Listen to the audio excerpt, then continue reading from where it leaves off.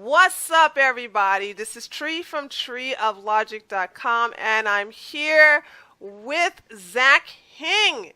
I am so happy to have him. We're going to have a nice discussion, but I'm going to interview him first so that we can get a chance to get to know him. He's a new and upcoming YouTuber here in the YouTube land, and I actually found out about him because his video was recommended to me in reference to white privilege. I just saw it and I was hooked. I just subscribed and I started binge watching his material. So I was like, oh, dude, I got to have you. So, hey, Zach, thank you so much for coming along. Thank you for reaching out, and I'm glad to be speaking with you. Yeah, same here. So listen, let me just ask you some basic things. What made you want to start a YouTube channel? You know, it's interesting because I have tried and failed at a YouTube channel for almost 10 years. You know, I believe it or not, my original channel, if you look up my name, you'll probably find it. And it's like an old, like, teenage picture of me in the avatar. So I had a YouTube channel since 2008. I had several. No way! Yeah, and the thing is, the reason why I can never recover that account was because I created it before Google acquired YouTube, and I never logged on in so many years that I couldn't ever recover it because I couldn't get it back. So that was the one instance. Like I did YouTube many years ago. You don't remember your old password? Yeah, I don't. It's been then you're messed up. Yeah. That's the yeah, and then I started several other channels where I was doing, like, you know, music, and I was doing other stuff, like random things here and there, and like none of those channels ever made it past 100 subscribers. None of them. So I've never experienced that whole, like, well, at least I grew them somewhere. I was not consistent, and I did not have consistent subjects, topics, and ideas that I wanted to talk about. So about a year ago, I started the channel that I have now, and I uploaded maybe 2 videos and then just stopped because I kind of got camera shy. I felt like I didn't have much that I wanted to talk about. Like, I talked about living in California in the Bay, and I also went into, like, other, you know, the typical vlogging lifestyle stuff, like, hey, these are reasons why you should consider going to school, or this is what I don't like when I go out on dates, like very lifestyle, vanilla oriented stuff. And then I stopped for a year, and then I think end of July of 2018, so gosh, just a month ago, I started making videos again, and I gave myself a goal of pumping out videos daily. It's really, really difficult, but sometimes I backline them, so it makes it easier for me to make sure I get something out every day. Mm-hmm. And I started to cover more topics that had been more politically oriented, but also how I've been feeling for a while. As you probably know, I had a walkaway video that went fairly viral. A lot of people kind of found out about me from that, and even Brandon Straka from the who created the campaign shared it, and I thank him for that. You know, he really was he liked my video and he shared it, and it kind of blew up a little bit. But I had some other videos prior to that where I was talking about more of this kind of stuff. I believe the first video I made when I got back on YouTube was safe spaces on college campuses, and I was just like, I disagree with that because it doesn't foster free thought and ideas, and it doesn't really help people express their ideas positively, especially in the world that we live in, because, you know, there are no safe spaces in the real world. There are just ideas, and people may agree with you and may disagree with you. So I started there. Then I started to make some more, like, other, like, just random lifestyle videos, like, oh, you know, this is what I drew tonight, and this is why a master's degree doesn't work, or this is how you should take naps at work, like random stuff like that. I was just kind of playing the field a bit. And then when I started to get more political and I started talking about why San Francisco is a good and a bad place to live in, and you know, I started to touch more into that current political landscape. After I did the walkaway video, it went full blown into, like, social commentary and political commentary. So I covered Me Too. I've covered some wage gap stuff, the myths, some of the hypocrisy of a lot of these so-called progressive movements. I criticized Antifa and some of their actions as well. So I started to go into more questionable things. And then, of course, I made the white privilege video, which has been one of the videos that has, I think, alienated me from even some close friends of mine for obvious reasons. I live in the Bay Area, and it's an extremely progressive area. It's been amazing to see people cover it and share it and watch it, interact with it, but That's kind of my journey. It started off like I'm testing the waters. I'm not sure if I'm brave enough to talk about these things, even though I've been feeling them for a long time. I've been feeling them for about a year. And I used to be a leftist. I used to be more progressive. And not that there's anything inherently wrong with having liberal beliefs, but there were just a lot of things about left-wing politics that I slowly was distancing myself away from because of number one, the people, and also a lot of the implementations, a lot of the policies from the Democratic left and progressives are just not things that I support anymore, not things that are really rooted in facts or are going to be helpful for Americans as a whole. So you could say I'm a conservative with libertarian beliefs, but I believe in the Constitution. I believe in certain things. And at the same time, I don't really have any party that I am affiliated with. I just know what my beliefs are, and I'm willing to talk about them. I would like to think in a candid manner, and that's what I've tried to do on my channel. Some of these topics are no doubt very difficult to talk about, not because I'm necessarily afraid, but because for so many years I thought differently. And it's almost like this makes sense to me, but I almost can't believe I'm saying this. Like, yeah, this is not true. This is not something that actually is real. So yeah, now I'm at the point where I'm kind of just still making videos like that. I want to continue to grow the channel, and I think I know how you feel, and I also feel the same way. I know identity politics is not how we roll, but Uh-uh. is I am an American of Asian descent, and there's just not many of us out there talking about this. There are a few that believe in these things, as it's been evidenced in the subscriber base and the viewers. There's just not many of us talking about this. So, really, there's only a handful, and I'm one of the few. So I know it's like it doesn't matter what your race is, but in a given context like this, I think it draws more people because it's like, okay, well, this guy is of that minority population in the U.S. and he's talking about this. He is not going to be determined by his minority status or his stereotype, but it's nice to. I would like to think it's nice to see it from somebody else who doesn't really fit the typical visual, I don't know, picture of a conservative. So that's been my journey on YouTube so far. I'm hoping to branch out and talking about a lot of other stuff just because I'm a very multifaceted person. I do want to talk about like lifestyle. I did a review on Crazy Rich Asians. I thought that movie was fun. Hey, you don't I have to be. haven't seen it yet. I will go see it one of It these was days. fun, worth watching. I know some people are like, "Oh, well, I don't like it because there were some parts that I found offensive," and I'm like, "Okay, well, it was a fun movie to watch." I mean, at the end of the day, I like good fashion entertainment too, regardless of the politics in the movie. You know, it's like, it's fine. And I thought that it was nice to see in a Western movie just more East Asians. That's fine, you know, and nice to portray them in roles that weren't necessarily what you would expect, like kung fu and all that stuff. We're very, very used to that, and we've done that very, very well. But it's like, wow, we're portraying these Asian people in an affluent lifestyle. In I guess probably it's not as relatable for most Americans, but it's nice to see that. It was refreshing. It was like, wow, you know, rich Asians or How long are Asian. you going to be in the Bay Area with you say you're conservative but you have libertarian beliefs. Are you more are you showing more of your libertarian beliefs and basically suppressing your conservatism in order to function or be socially acceptable in the Bay Area? I've already made a lot of my beliefs pretty public on YouTube, and they do lean more conservative. And as a result, it's already stirred some you know, I guess it's already rattled it a little bit with people that I'm close with. And I know some people out there. I'm not going to mention any names, but there are people out there who are disappointed in me. There are people out there who fundamentally don't agree with me Why?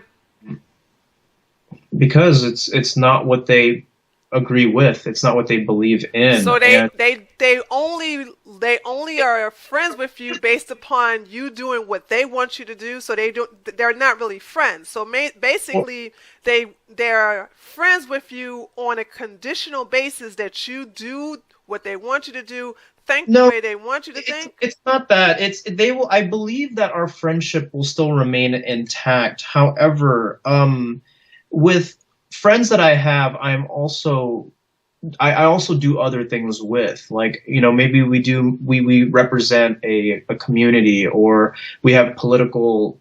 I don't want to mention too much because I don't No, want no, I to. got it. I got it. No, But like I'm actually, without you we mentioning work together anything, just professionally, and the things that we have stood for together in the past, and the things that now I stand for because I've been public about it, there's some dissonance there, and because we have differences. why?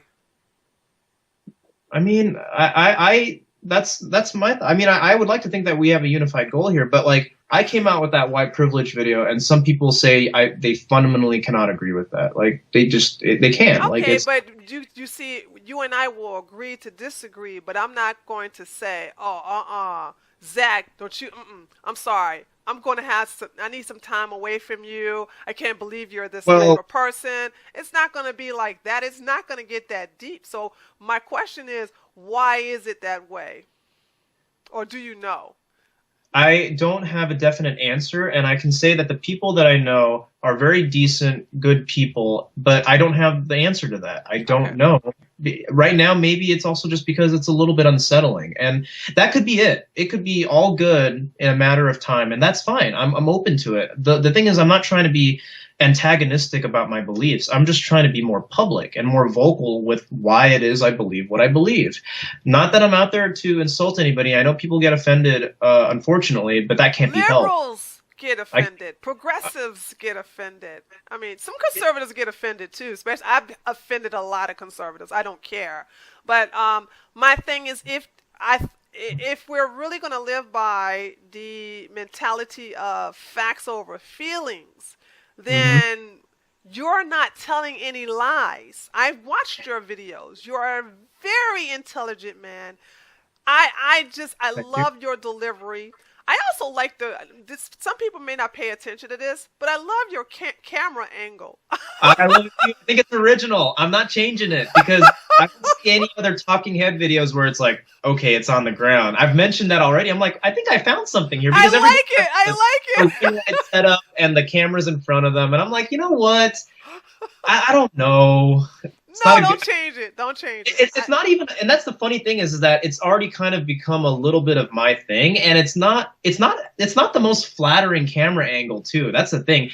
There are more flattering camera angles where it's like a little bit above, maybe from the side a bit, typical like news anchor type stuff. But I think to answer your question about that, I made my YouTube channel because I wanted to be a little bit more real. Like I don't like jump cuts. If I make a mistake in the middle of the video, I just shoot the whole thing again. And my mistakes, hey, they're out there, flaws and all. Like it's I don't want to be a journalist and have my words cut up and say, well, he edited this, so he clearly probably said some things and that wasn't right, so he cut it out. So in these 12-minute long videos, I talk the whole way through. And that's not to say that other people who do otherwise are any less. It's just that's how I roll. I like the free form. Like it's very like I'm not a reporter here. I'm just a guy with some opinions and thoughts.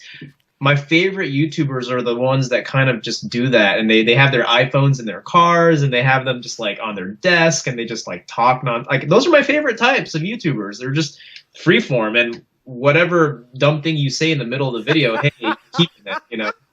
So yeah, I dig the camera angle, and I think some of the subscribers do too. I like it a lot. It's not flattering, but it's No, relaxing.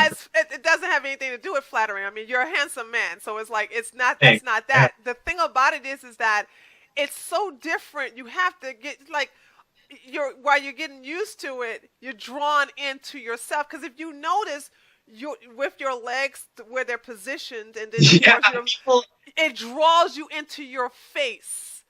That's you what would, I noticed. and obviously because of its angle and the position, I have gotten some very, very silly comments and probably remarks that you wouldn't believe I'm because of that sure. angle. We can let our imagination roll with that. And I was like, it's okay. You say what you want. And people have asked me, like, are you sitting on an exercise ball? Are you sitting on the floor? And I've said this in videos, I'm sitting on my bedside. Like, my bed it's not one of those, like, stacked high types beds. It's more of like a mattress on the floor. So it's Yeah. just like, I sit a couple of inches up. so I can actually be seated like this. It almost feels like a pep talk. I don't not talking down on anybody, even No, though no, no. I don't get that at all. I don't but it's even get that. like, From, your demeanor is not even that way. It's actually like you're talking to a friend. yeah, I want it to be like that, conversational and unscripted. I want my videos. I mean, I have talking points that I think about, but I like the free form nature. It's almost like if you sat down with an old friend for 4 hours and you started talking. That's what I want it to feel like. When you have cuts and videos, I like doing what I'm doing because I feel like it pulls you into the moment with me because there's no cuts. Right. So if I pause in the video, the pause was intentional and it kind of makes people go, oh, well, wait a minute, he just paused. So the way the words get delivered and all that is all intentional. I want it to be like that where I'll talk really, really fast and then all of a sudden I'll stop for a second and go, oh, okay, wait a minute. So it's the same kind of ideas that a lot of people who give who do public speaking understand, because it's like, well, there is no cuts. You are live with people, so you have to talk and pace yourself. And hey, if you mispronounce a word or you say like too much or you're just gonna have to roll with it. I'm trying to get. I think as I'm doing them every day, I'm becoming more fluent. It's just it's like exercising a muscle. You just get better at getting the thoughts in order, and then you don't go off. I used to go off on tangents. You look at my earlier videos; they're not very good because I feel like I'm more scattered, and now I'm a little bit more composed and calm. Again, It'll get better with time. Don't be too hard on yourself. I mean, you've actually been in and out of the YouTube world. Now you've been consistent for a month. Just give it some time, and you'll notice that your style will change. You notice that you'll be really comfortable, and you want to expand. You want to grow. You're already getting to the point where you want to add more diversity to your topics, which you do anyway. You do an excellent job.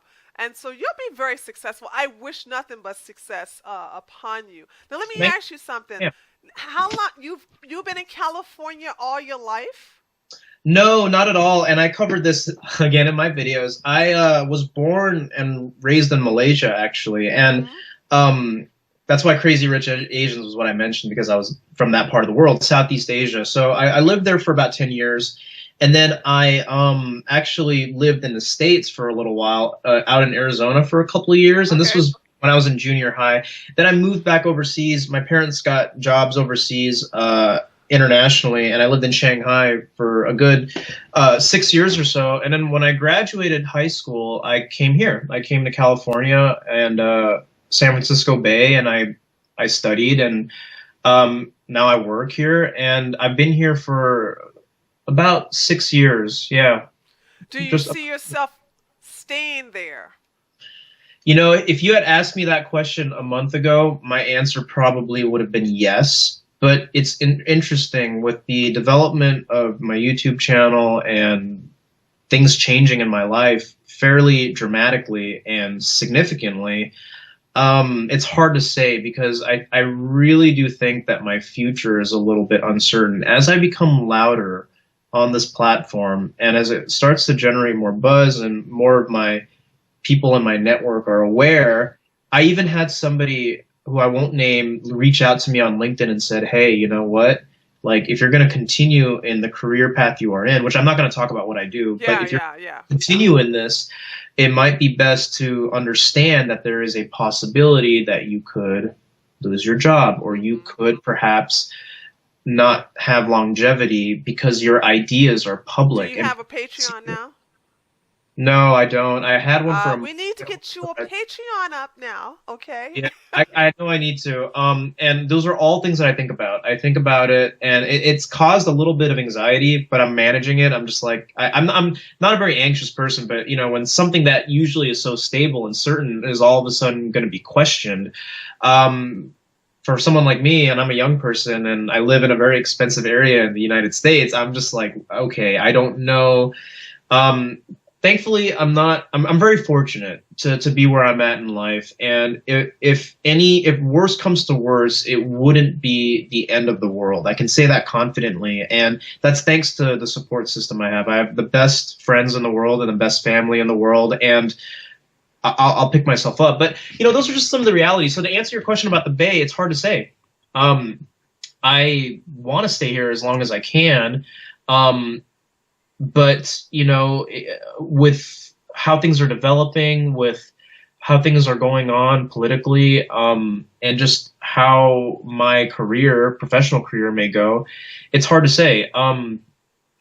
My answer is yes, if it was my choice. But if it wasn't my choice and I, got outed, I would have to leave. I Okay. don't really know. Don't be afraid of change. A little bit, Sometimes yeah. things will happen for the best.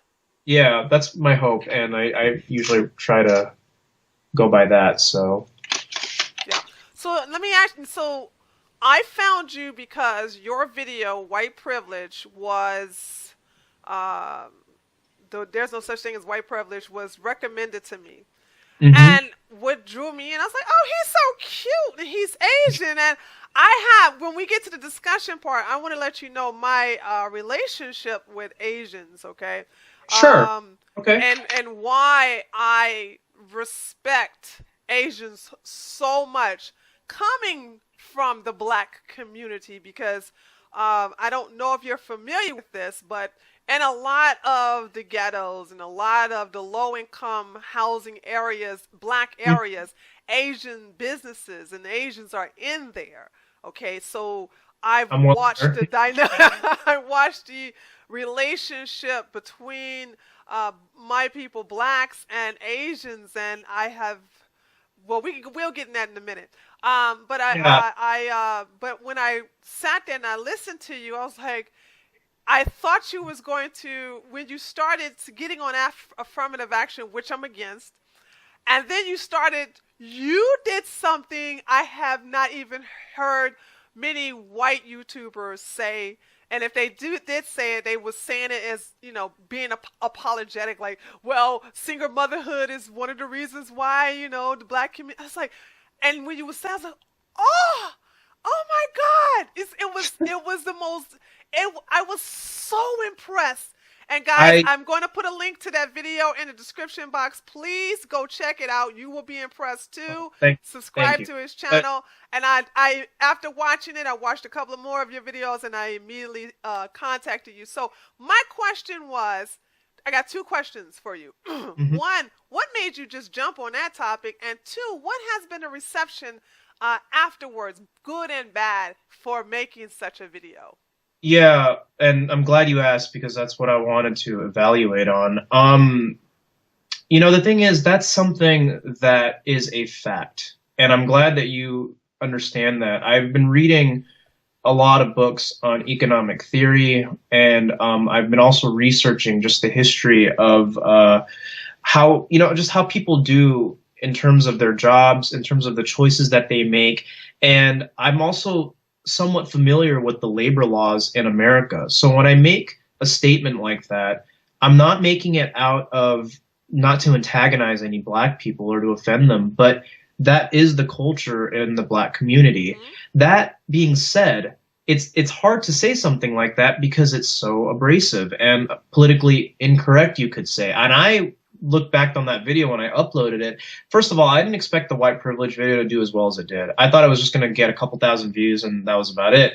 But when it gets to that level, to answer your second part of your question, I did get some backlash. And that's why I'm so happy to be talking to you, because some of those questions that were thrown at me of how can you say this, right, is actually what I wanted to get your perspective Everything you on. said was true, and if you need a black person to back it up, who's also a woman who came from the I And you're grew a up cop. poor, And and I you're a was a cop. cop.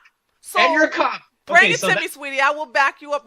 You didn't say sure. anything within that video that I had a problem with, and that I was not true. appreciate that. Yeah, so the feedback has been incredible, and it's also been it's polarizing, because when you come out and say things like this, you have to back it up with something, and I did. I didn't put any articles below, but you can get this information from the US Census. You can get this on population demographics. You can get this from the Department of Labor in terms of lifetime earnings per demographic. So a lot of this stuff is empirical. I don't have to point somebody to Wikipedia for them to go look it up. What I wanted to do in this video was, okay, talk about certain things that impact why things are what they are. And my video on white privilege was not about like, okay, racism, like I don't like black people because I wasn't brought up around them, so they must be disadvantaged. That's not what I was talking about. I was talking about it from a socioeconomic standpoint, where it's like, oh, if you don't get hired for a job, it's probably because you lack the qualifications and the credentials, not because of your race. Mm-hmm. And I believe in that, which is why the first thing I referenced was affirmative action. And that's something I have experience in, because I'm familiar with labor laws, and I know how friendly and oftentimes maybe not, they're not as great as you think they are. When it comes down to it, and companies having to fulfill diversity surveys and all that stuff just to fulfill it, to have more people of different races, it's like, are you hiring them because of their minority status, or because they have the experience and they met the expectations? And it's the same with colleges, which is why I made those statements about dropouts and about holding down a full-time job and kids out of wedlock, and those are all economic stats. Like, Thomas Sowell talks about this stuff, and he's black. I mean, I hate identity politics, but this is where the ethos is especially. They're giving you a hard time, and I'm okay. I'm going to say this: these opinions are just mine, and only mine. They have nothing to do with Zach. So please understand this before I say this, okay? Everybody who's watching, white people. Oh, I lost the audio. Oh, go ahead. Sorry, I lost you for a second. Okay. Repeat that. Okay. Yeah. All right. White people. Oh, turn down a little bit. My feedback a little bit, Zach. Can you hear me? Mm-hmm. You're good now. Okay, there you go. White people have this pleasure of being outraged on my behalf, and I didn't even give them a permission to be outraged on my behalf. They want to sit up here and police on my behalf. They want to get angry on my behalf, and they don't have that right. If I don't get upset with what you say, how dare they get upset with what you're saying? And so therefore, to any white person who feels the need to tell you that you have no right to say what you have to say, come tell me he doesn't have a right to say that, and I will actually make you leave me crying, because I don't like when white people want to virtue signal about how wonderful they are and how progressive they are and how they're looking out for the blacks as if we're this handicapped. Don't get me wrong. My people love playing the victim role, okay? They hate taking accountability, and white people on the left and the right cater to that. So when I looked at what you're saying, the reason why I am in the situation I'm in is because I didn't have any babies. I'm not anybody's baby mamas. And when I say things, I don't apologize and bless y'all heart. I hear a lot of people say, well, I don't mean that like single motherhood is bad for every I don't qualify anything I say. I say it, and it's done. If you take offense to it, I don't care. That's your problem. But my thing is that the way I have been raised, the way I watched my surroundings and I got out of the hood, one of the biggest things I have learned from my female friends who have gotten pregnant and stayed poor was the best way of not being poor was, 1, to graduate, 2, keep a job, 3, which is number 1, which is the biggest thing, is to not have children, okay, out of wedlock. And if I am in a marriage, not relationship, if I am married, okay, we must make sure that we are in an environment that is suitable for a child. If me and my husband are still in the hood and I don't want my child to grow up in the hood, I'm not going to get pregnant. It just makes sense to me. So when I saw you say these things, I was like, oh, yes. And this is the reason why I love Asians so much, is because, my interactions with Asians is that it is what it is. They don't really put sugar on it. I think your generation is doing it now because y'all kind of sweet. Agreed. Yeah. But I'm sure your parents are very blunt, which I love. Okay. Oh, and your grandparents. A lot of opinions. And that's what I love. But yeah, but there's truth behind that to a degree, and he means well. Now I know we live in a society where, intention doesn't matter. You know what? It kind of does, because that's all our words are when we present arguments and we present facts, right? It is all intention. And people say, well, no, it's about how people feel, not what you did. Well, I can't help how people You feel. can't. You have If no I say control over that. something, some people may go, yes. And some people may go, you know what, that guy's an idiot. It doesn't, there has no bearing on it. It's what is said. And if there are facts to back it up, then it's valid. It's valid to that degree. And you have a right to say those things.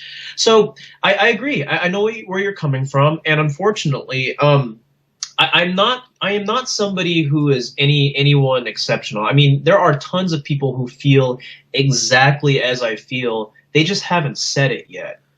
I I can, don't. I think because they don't know how to handle the pushback. You have to be to say what you've said. I'm First of all, barely you have to handling. be brave.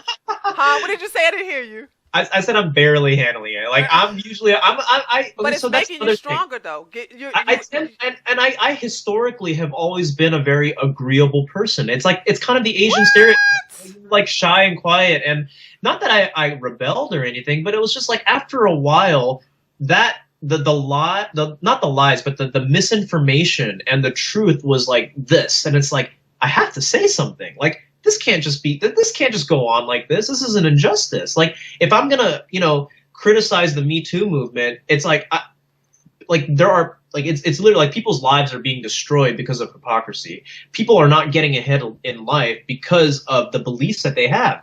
I'm not here to preach to anybody. I'm just saying, hey guys, this is what I think. If you agree, great. If you don't, cool. We'll talk about it. The problem is my generation doesn't know how to disagree and be civil about it. That's all I'm trying to address. And that's actually probably one of the biggest reasons why I left the left was because had you guys been more, understanding and we could reach some common ground, we could have some progress. In fact, your beliefs might even shift a little bit or not shift, and that's okay. Like it's about entering into a dialogue and, adhering to that First Amendment right that we all have, and let's just talk about it. Like, but my generation, I'm not speaking for all people. I know I won't See, there qualify we myself. go.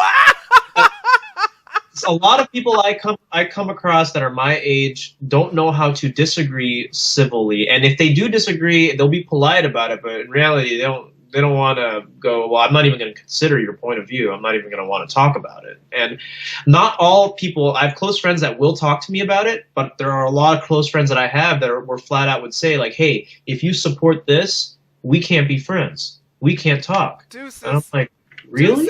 Deuces. You're young, so friendship means, I think more having more friends or having friends, for the sake of having friends for social benefits is Mm-hmm. more important. Trust me, you're gonna grow out of that when you get in your 30s. When you get in your 30s, you're gonna be looking, even if you just have that one ride or die friend, even if you just have one, instead of having five fake friends who are like, you say this, you believe this, you walk this way, you wear this, or we're not friends, you'll get rid of them, and then you'll have that one friend that will not judge you, that will love you for who you are, that will whenever you do something crazy, they'll just shrug and say, dude, I don't understand you, but that's the reason why I'm your best friend. You're going to be I hope more, so. yeah, Yeah. you're going to find that you're going to go through growing pains, Zach. Okay, and Mm-hmm. that's acceptable, and this is something I encourage. The blowback that you're getting now from your white privilege video, it's going to get, not only is it going to make you develop thicker skin, but it's going to help you evolve into a more stronger man. I look at you and I say, if you keep, this is what I think in my head. If you keep this up, you Mm-hmm. will be a well groomed man that's going to make a good husband That's all first, I'm trying to do. okay? And then a good Nope. Yeah. father, okay?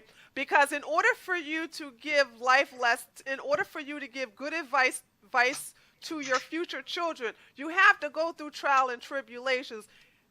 Accept them now, learn from them, and do your best not to repeat the mistake. But even if you do, don't be so hard on yourself. Just make sure there's no three strikes because you're going to be out. Okay, that means you're not learning nothing. So then, just start reevaluating your life, and also take some time to understand where you want to go from here. Well, let me ask you something. What do you plan to be? Where do you see yourself in the next 3 years? I usually say 5, but you're young, so I'm going to say 3.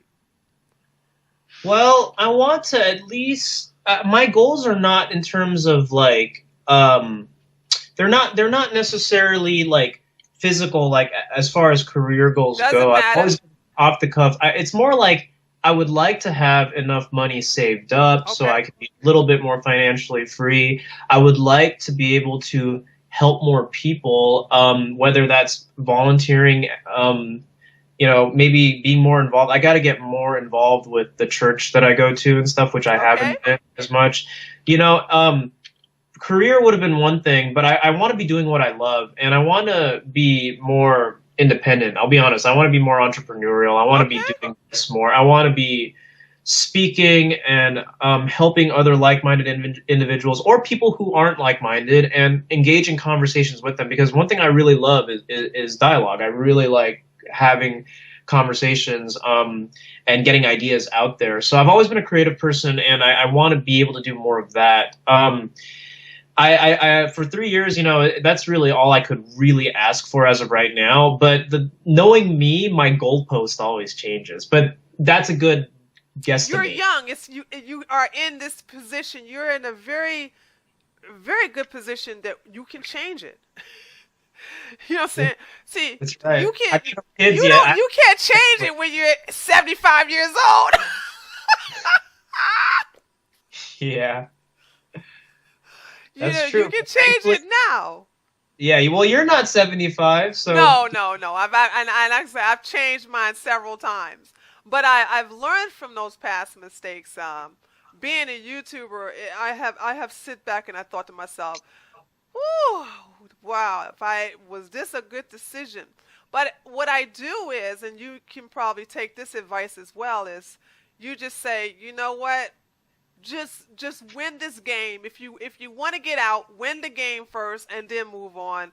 But don't leave without winning the game. It's an ego thing for me, I and I'm agree not with gonna that. let nobody beat me in anything when it comes to what I'm doing. As you know, and not necessarily I'm going like get the most subscribers, but I'm not going to quit because so many odds are against me, especially being a right winger. You know what I'm saying? Yeah. I mean, I agree, and that's the thing. I have a similar feeling towards that, in that when I started this YouTube channel, I had no idea it was going to blow up. I mean, I'm sure people have already pointed this out and looked at my analytics, and a Mm, month ago I had 10 subscribers. yeah. No, no. A month ago I was at 10. So when And people now say you're at 20. What are I, you at? 23? 24,000 What? something. And it's just the crazy thing is, I understood. I watched all those guru videos on YouTube where it was like, hey, you know what? You just got to be consistent. You really have to master that. And I found out that YouTube is actually more behavior based than it is content based. Yep. So it's more about authenticity and adhering to a plan rather than being fancy and going the other route. And the other thing here too is I was fully prepared to make a video every day for as long as I could. I aimed for 50. I said that in a very early video. I was like, hey, I'm trying to go for 50 here. And I'm almost around there because it's been about a month and a half since I started this rollout. And I would have been okay, if it took me a year to get to like 1,000. Because that's the reality. Like, I know that this is not something that comes along every other day. And I don't take it for granted. Like, that's why I say thank you in every video. I don't know, maybe it's just I was taught that way to be polite, but like I say, because it's like I know this, like you don't get 10,000 subscribers in a month. Like that is like that's a different game. I thought it was going to take me 6 months to get 100. It's like, oh, I got 100. Oh my God, people actually know what I have to say. Then it just kind of I exploded. know I the feeling. I'm I like, I know haven't it. changed my Trust me. process. I haven't upgraded my camera. I haven't even gotten a microphone yet. I'm literally doing the exact same thing I was doing 2 months ago, and I haven't changed it.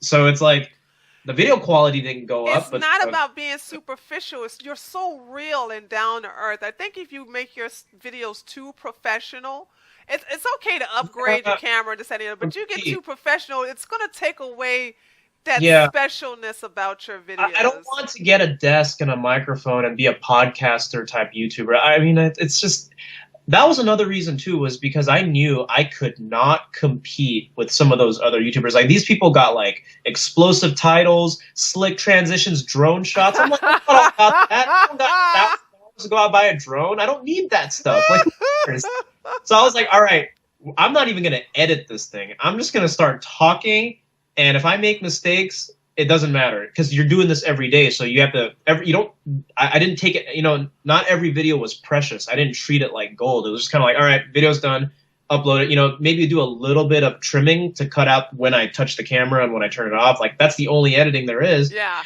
Just roll with it. And I make the thumbnails and all that, but that's about it. There's really no other work. Like the most work that goes in for my videos is just making sure I have my talking points in order, which does take a while. I mean, I have to mentally prepare for myself to talk for 10 minutes.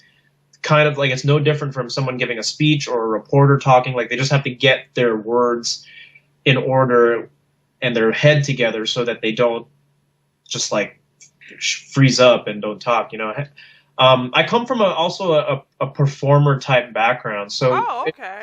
it wasn't too difficult for me to do it. I mean, I'm a lot smoother now than I was before, but that's maybe a little bit of an upper hand that I have with myself personally. And people are like, "You've only been on here for a month," and I'm like, "Yeah, but I've been a performer my whole life, and I've also done speaking events. I've done things that have helped me craft a bit of a this persona, this personality on the internet, and the way I talk and the way I articulate has a lot to do with that. It's not, I nothing against YouTubers that do a lot of edits, but for me that makes me dizzy. When there's a jump cut, I'm like I can't follow, and there's an article like that's great. I mean, I know that that's needed for more journalistic type YouTubers, but it's like I can't follow. I like the pep talk. I like Philip DeFranco's early videos when he was just like sitting on his porch talking. Now he's like the most well-known news channel, but like back in 2008 when he was just kind of sitting there like on his porch and he like just talked, like those were my favorite types of videos,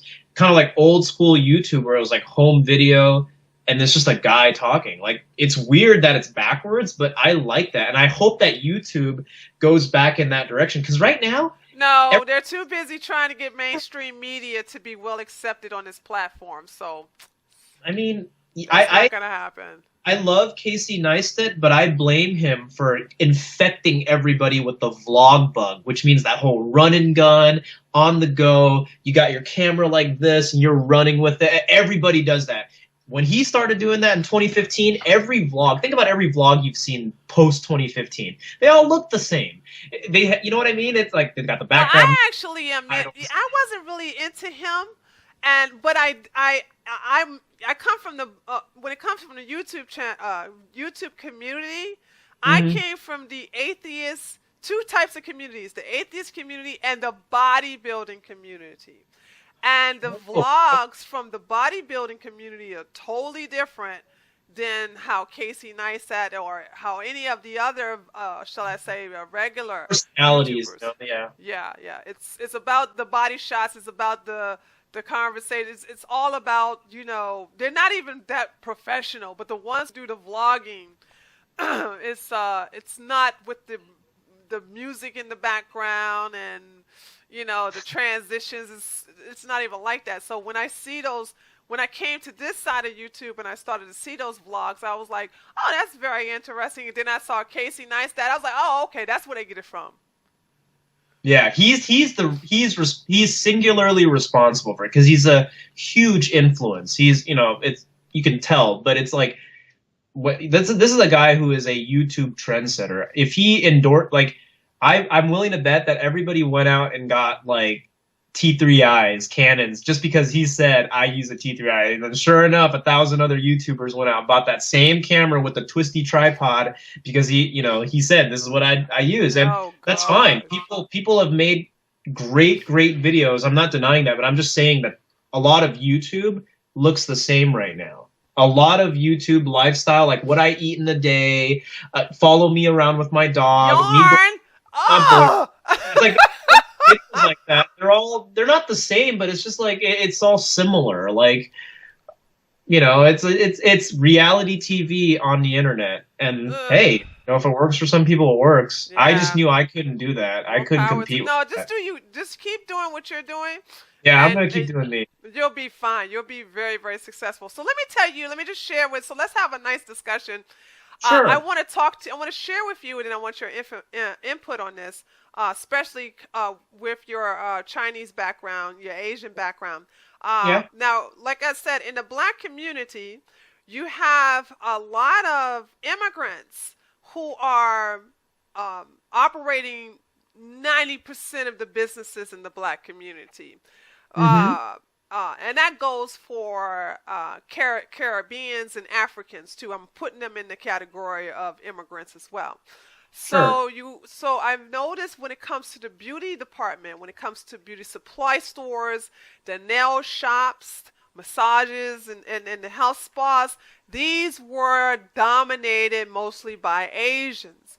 Mm-hmm. And I think because they have quickly adjusted to the bad attitude, the culture, toxic culture of the black community, they have learned to adjust to a no nonsense mentality, Mm-hmm. to where they understand that you cannot present yourself as weak in the black community. You can't present yourself as a pushover either. And it doesn't matter how many times black people, which I love about the Asians, you can call them racist all you want to. They don't care. It's going to go over their head. They're going to still do them. They're going to still charge you what they want to charge you. You don't like it, you can go to somebody else's store. You could go get some other services. They're unapologetic and no nonsense. When it comes to you steal, they're going to hold you accountable. They're not going to sit up here and listen to, no, oh, mister, come on now. I'm trying, whatever excuse. I didn't do nothing or whatever. And I Yeah. love that about them. And one of the reasons why I highly suspect, and a lot of people want to downplay my admiration for the Asian community, because they'll say, well, Asians are racist. Well, blacks are racist. Hell, blacks are very racist. Okay, don't let black people fool you. Talking about some blacks can't be racist because we not in charge. Now that's BS.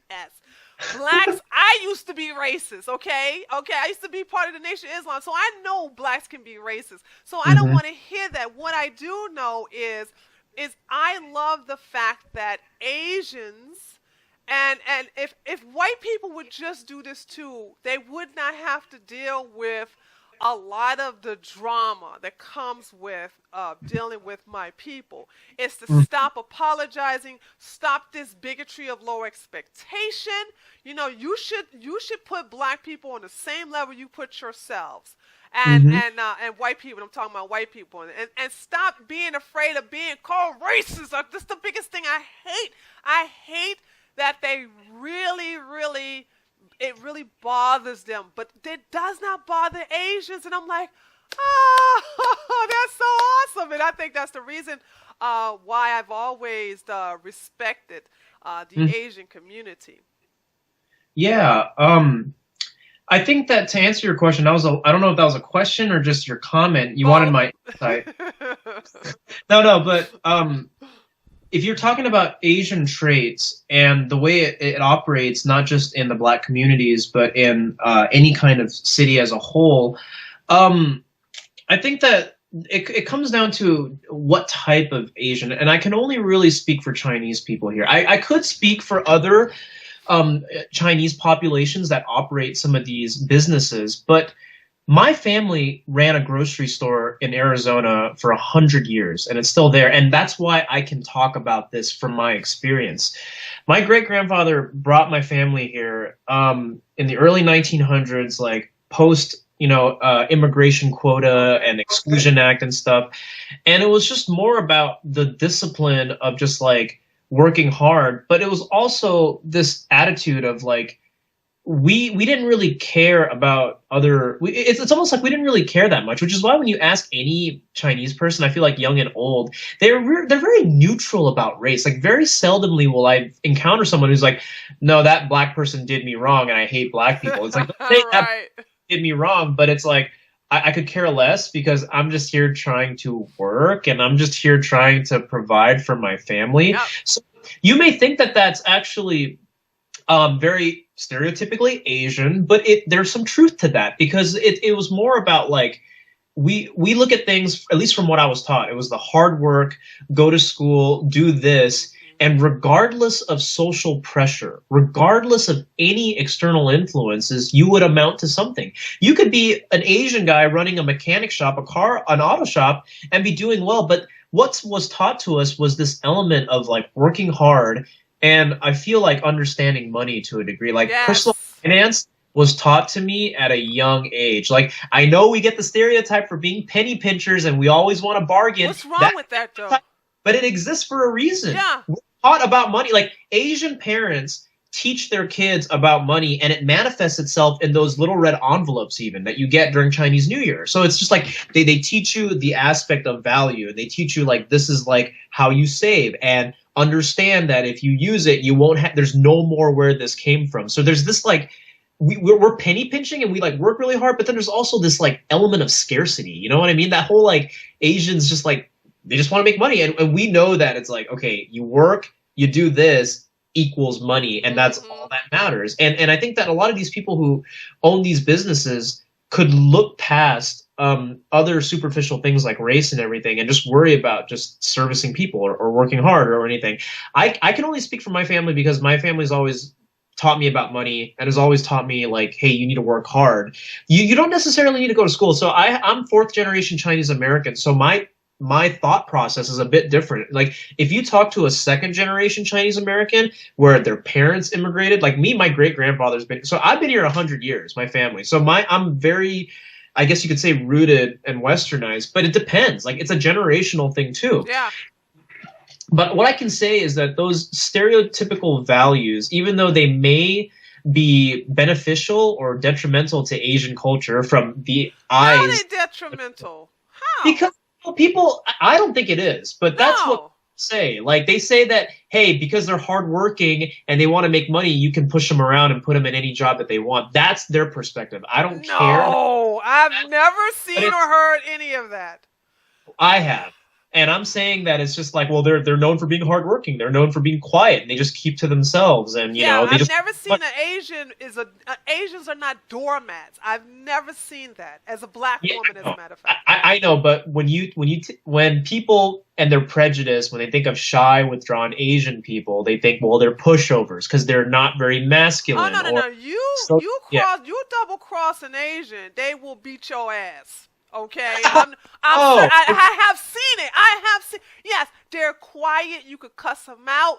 You could say whatever you want. But if you put your hands on them, you're gonna go to get a beat down. I've seen it with my own 4 eyes.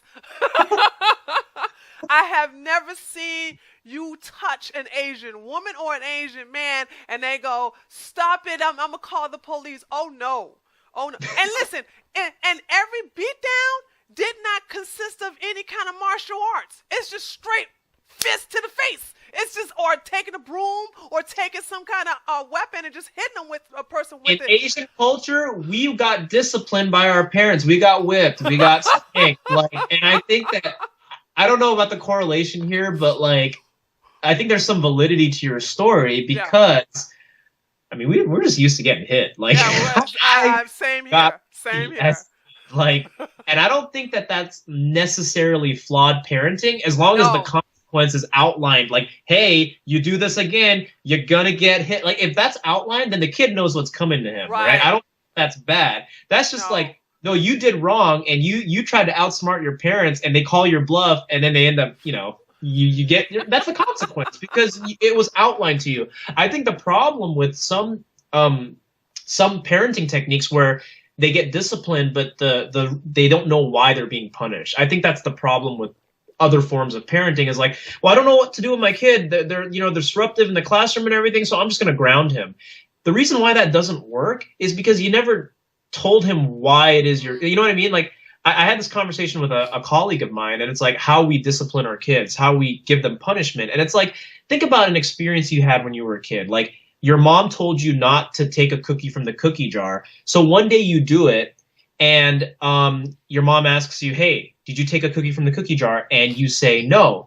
And your mom still gets mad at you. And it's more about this aspect of like, you don't know if you're getting in trouble because you lied or because you stole a cookie. Like, you know what I mean? As kids, you can't differentiate that. So, you don't know why you're getting punishment for whatever it is, the So consequence. when you did something wrong, your parents told you specifically what you did wrong, and then you receive your punishment. Sometimes my parents, used to get very angry and they would yell and scream, which is not the best form of parenting. I don't think I would do that to a child, but Mm-hmm. like I get why it was necessary. It's kind of like my parents can think old fashioned, kind of like Asian parents to a degree, but westernized. Like they could really yell, and it's it's like Yes, I did.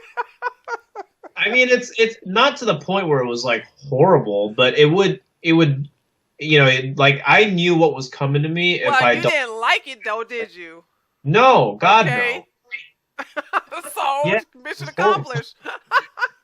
Man, my parent would like yell, and then I would just be like treading on eggshells for the next 2 days. Yeah. Like it's like it blows. They blow up on you, and you're like, okay, okay, I'm just gonna like super relatable for a lot of people with that kind of parent. But But it's I want to say this to that as far as the teaching of the finances. That is something Mhm, that those who are probably watching from your channel, that is not taught in the black community. I learned mhm. financial skills from white people, Jews, as a matter of fact. They taught me. The good place to learn them. Hey, Yeah. just Oh yeah. They're just like Asians. They know how to make money, invest money. They know they're the money gurus. And so yeah. I've learned from them. My parents didn't teach me the importance of hard work. I didn't learn those things growing up in the black community. Now, my life is different than others. I did have my father in my life. I grew up Mm, around up to okay. my mother until the age of 11. Then I ran away to live with my father, and I was stayed with my father. And I think that's where a lot of my aggression and I'm probably more, should I say, more domineering than that because of being underneath my father Hmm. those last several years. But the thing about it is that they did not teach me. Life taught me how to survive, but my parents did not teach me money management skills. They didn't teach me anything about working hard. It was all about with my father. It was all about not getting pregnant. That was the biggest thing with him. Say go to school and you better not get pregnant. That was it. Okay, so the bar was set pretty low for me, but it didn't matter because I had mentors in my life, and which is very important for anyone that gave me goals like, well, Tree, why don't you go for this? Why don't you go for that? And my aunt was more of a mother to me than my mother, and so the things that you were taught by your parents, these are so.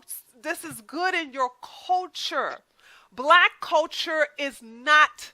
Oh, it's so toxic. We celebrate the criminal and condemn the college graduate. So, So, go ahead, go oh, ahead. no, but if you don't mind, this is where I wanted to ask some of my questions because Sure.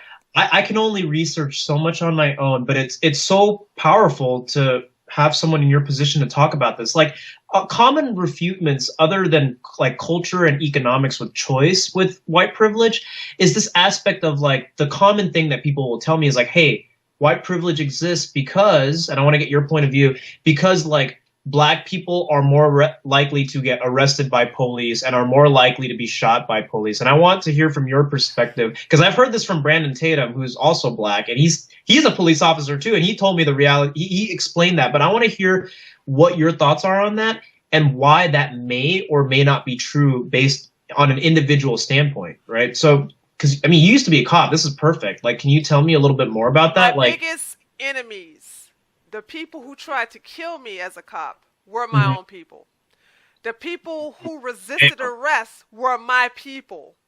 The people who ran away from me when I was coming to arrest them were my people. The people who called us to come and get Ray Ray from stop beating up Watermelon Lena were my people.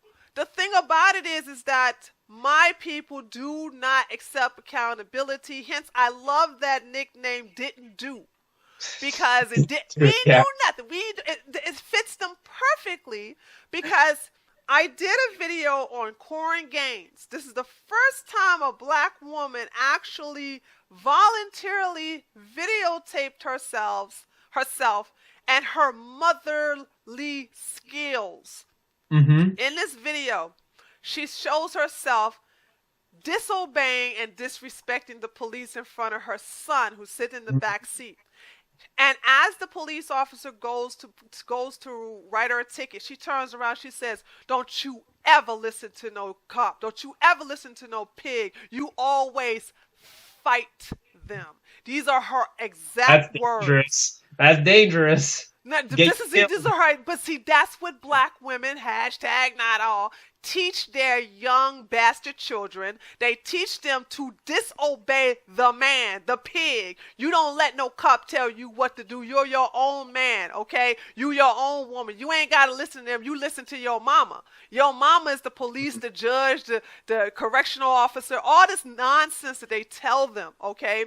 The reason why I learned to obey the police is because my father was a police. He retired now. Now, the reason why the black people get shot, well, hell, they either trying to kill us. I can't even tell you how many times. I know you have the best seat in the house to talk about. Yeah, I can't tell you how many times I have had black people, black men particularly, but I had some black women try to kill me because they did not want to go to jail or because I was arresting their family member or their boyfriend or husband who just beat them up. And because these people, particularly white people, Mm-hmm. grew up in a lily white community that's gated and they're safe away from the people in the concrete jungle. They can look down upon somebody like me judging my own people from firsthand experience and say, no, that's racism. This is just virtue signaling, okay? My people have lack of discipline, lack of accountability. They don't want to take responsibility for anything. First of all, let's talk about our music. No other culture has the most degrading music but black folks. You listen to hip hop or whatever, it talks about how to demean black women, how to have 5'4" black women. It's okay to have a bunch of kids as long as you can pay for them. It's okay to get high. It's okay to spend all this money on this materialistic things instead of investing, getting the IRA, just having stock. This is what I can go on and on. I can go on and on. You know what I'm saying? Getting drunk. How much I'm popping bottles in the club. This is celebrated. Killing is celebrated in our music. It is not celebrated in rock and roll, in classical, in any other non-black music. You won't hear this craziness about killing, being a hoe, promiscuity, celebrating being materialistic, celebrating gun crime culture. I can't tell you how many songs out there where you see videos and you see black people holding up gang signs and wearing their colors, showing guns. You don't see this in white videos. So here's my thing.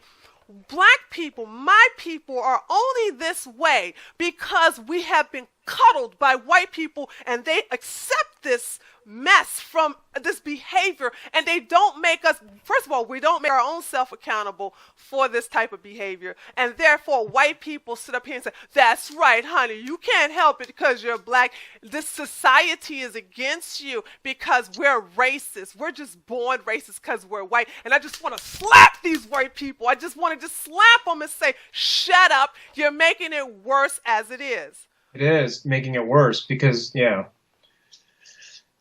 That no, that was very, very well said, and that was an incredible response because I want to commend that because this is the thing is you have that firsthand experience, which is not invalidated, and I'm coming from this perspective of you're right, like. I've been taught for a long time where it's like, hey, you're Chinese, you're probably not going to get shot by a police. No, But think about that for a second. Like, it's like, really? It's like I had to look this up, and I was talking about white privilege from the things that I could research. But one thing that I cannot research enough of is this aspect of, hey, if you're black and you're out, you're more likely to get killed by police. And because you're more right likely now, to try to shoot me. You're more likely trying to run me over, kill me. that, You're more likely have warrants yeah, on you. You're more likely committing a crime. These are the statistics that I, as a black police officer, I'm retired, yeah, I'm no, gone now. you But said that's it. just how I was. This is when I So, pulled over somebody who's Asian. Okay, I don't have my hand on my gun. I'm like, oh, it's an Asian guy. What you want? What you want? Slow down. I'm gonna give you a ticket. It's like the same thing with a white woman. Okay, now white man, we have to see, is he drunk? Cause I've had some problems with white males who are drunk. Other than that, no. But any black man or black woman, okay, overwhelmingly the majority of time, I have problems with them. Okay, overwhelmingly. So I'm mhm. going to go with what I'm familiar with. And this is the reason why this is how black people are taught. They're taught to hate the police, to fight the police, to resist the police, to never comply. And so nobody wants to focus on that. They want to focus on my baby didn't do nothing. He was going to go to Harvard to be a doctor, Mm, well said. which is No, really, why. and that very, very well kind of refutes a lot of the things that I get with that because interestingly enough, that's something that I hear that it's like that is the stereotype of black people, but it's evidently true. And I wanted to ask you about like the cases of Michael Brown and Black Lives Matter and what your Ugh. thoughts are on that. Like, you know, it's like, oh, Michael Brown didn't do nothing, and then it took But me we some have time that videotape of him actually is doing something. As a matter of fact, I do believe he's beating up an Asian man. Is he not? Is he not beating up the Asian that's store what I was owner? going to ask you about. Like the left has pointed this like Black Lives Matter came into prominence because of the shooting of Michael Brown, and then you got all these people are like F the police, screw cops, police brutality, like all this kind of stuff. And I went with it because back then I was like, oh, that's horrible. Like they shot an unarmed black person. And then recently I went back and looked at all of these cases. I know some black people get shot, but like I look back at some of these cases and I was like, If you look at every resisting every arrest. They were situation fighting. where And a I was black like, oh person my got God. shot, yeah, It's politically incorrect to say this stuff, but it's no, true. Like no. I can say it for some I don't reason. use it. Society has given me but see, my own people would call me, and I don't care because I'm not a part of the black community. I'm not connected with them. I don't have anything to do with the black community. I got out of that toxic environment, and I have no intentions of going back. But what it is, people like you, they try to shame you. Don't let them do this to you, Zach. Don't you let them try to shame you for speaking the truth because you're not black. Don't ever let that happen to you. Identity politics has plagued us all. We can't even talk about race, but You hey, can if what, you don't give a damn. That's that. no, See, that's the thing. But see, you're young. I don't expect you to get. You'll get to this part. You'll get your put it this way. You'll get like your parents as you get older. I'm Okay. But aware.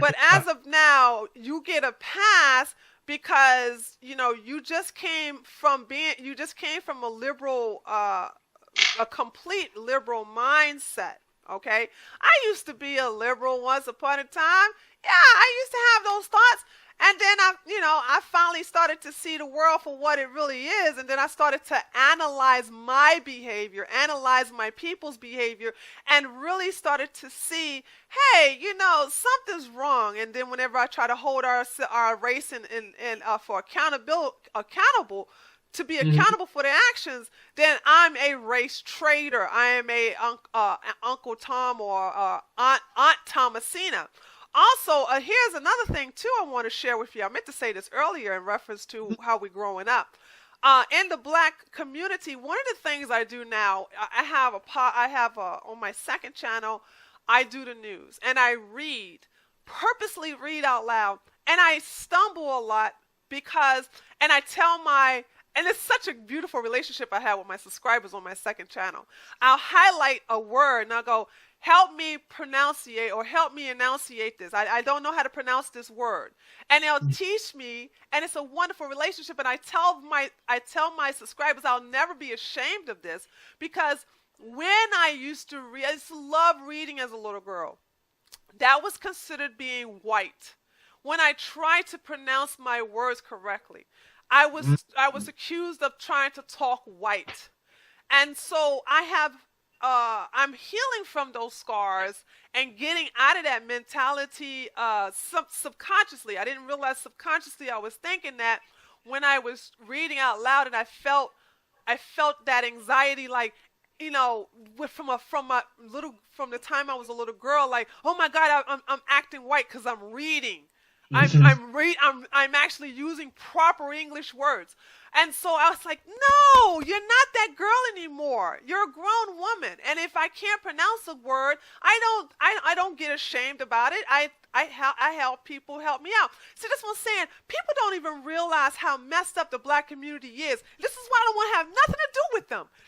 Nothing. Because if you want to know the people who have brought me down the most, it has been my own people. And anytime you try to make me feel ashamed for wanting to read words properly, I think it's enunciate words properly, Yeah. and because that you think that's being white, I don't want to deal with you. I want to better myself, and the black community is against you bettering yourself. If you try to do something to get out of the hood, then you not keeping it 100. You don't want to be down with your homies. You think you better than them, and they'll do what they can to stop you. Why do I want to be a part of that? And then I resent white people who want to defend this culture, who want to defend this community, and they have never stepped a foot. They haven't even drove by a ghetto, and then they want to sit up here and defend the actual bad behavior,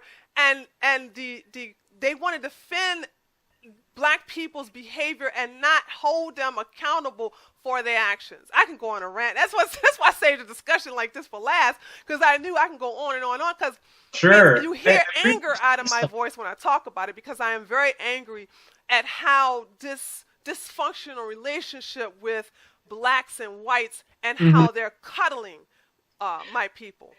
Yeah, no, I love hearing it, honestly, because I like hearing your perspective. I mean, you can speak so strongly on it.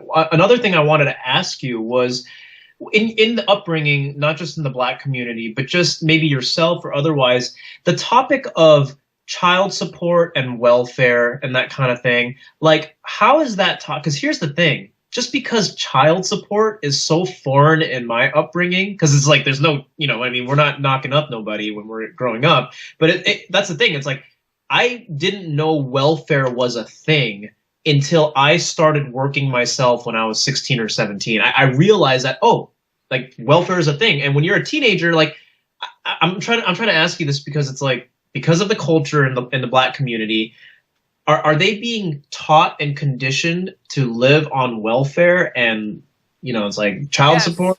Like, that sounds shitty to say. Black Excuse me. women, But it's no, like, no. Black women are in the hood, the ghettos, the low income housing, are taught that if you have a baby by Ray Ray, and Ray Ray is hustling on the street, so you can't garnish that check, well, you gonna get Uncle Sam can be your husband. And the fact that women are rewarded, not punished, they're rewarded for having kids out of wedlock. This is actually a job for them, so they can make money by getting money from the system. There has been numerous documentaries that have actually highlighted the things, the mentality of a lot of black women in the hood about having several kids, because the more kids you have, the more money you can make, the more free stuff you get, free housing, free this, free WIC, for free healthcare, blah blah blah. Goodness. There's a meme that came from actual video of a woman who was interviewed on TV. You can I see it think on I've seen YouTube, it. I think I've seen it. where she I know. has 13 or 15 kids and say Yeah. somebody need to pay for all these kids. Bitch, you had them. You had those kids. You freaking paid for them. 15 kids. And you. She talked about we need to pay for her behavior, and this is the mentality. I'm like, oh, and you see all those babies, and see what gets is that white people are compassionate. This is one of the best things about them, and one of the worst things about them. So they see Yeah. those little beautiful brown eyes, like looking up at the camera, and they're like, oh Lord of mercy, Jeffrey, we need to donate to the Negroes. Oh, Oh. Lord, we need we need to help them, honey. Can you give my credit card? I'm gonna go over here and donate to the NAACP. This is that white guilt thing. That's the rhetoric of white people when it comes to this. It's like, I'm not racist. I support black people. Yeah. I laugh so hard when I hear that. And it's not because I'm making fun. It's just like the statement in itself is so absurd. Whenever I hear a white person go, "I'm not racist," Yeah, like, white oh my friend. God. They don't know any better. They know any better, but they don't care. I don't know if they even are aware of it. The best example of this in terms of white privilege that I thought you'd also want to hear, and we could talk about it too, is like, and Dinesh D'Souza has a perfect video on this on YouTube, but it's the aspect that I've encountered this on college campuses, and I've only been, to give you my age, I've only been out of college for about 3 years. So I've seen this on college campuses, like these white people, white liberals, who will go around preaching white privilege and talk about cultural appropriation and how, you can't say these words, and it's like black people been oppressed and institutionalized. And the thing is, here's the beauty of it all. Here's the blatant hypocrisy. These so-called white progressive warriors on campus going around saying this stuff, and then the question that comes to mind is, okay, you still listen to hip-hop music, you still appropriate black culture. Are you willing to give up your seat at a university for a minority then? I saw that same video, and you'll see, and that white guy was standing there like this. Okay. You're all for affirmative action. You're all for getting black people in the schools. Why don't you give up your seat then? Why don't you give back hip hop music? Give back R&B music. Give back everything that you took from black people. You took all that from them. You took rock and roll from them. All right, give it all back then. If you claim to be this cultural appropriating, privileged white person, give it all back. Right. And they're like, well, I just need to talk about it, make people aware about it, but I'm not going to change actions. It's like, oh, okay, so you are now this white savior talking about white privilege and everything, and you're not doing anything. No, none of them do anything. Helping out the black community. You're like, it's like that video on YouTube of activists and slacktivists. You're a slacktivist. Yeah. You're black people. Just talk, all talk. It's hilarious.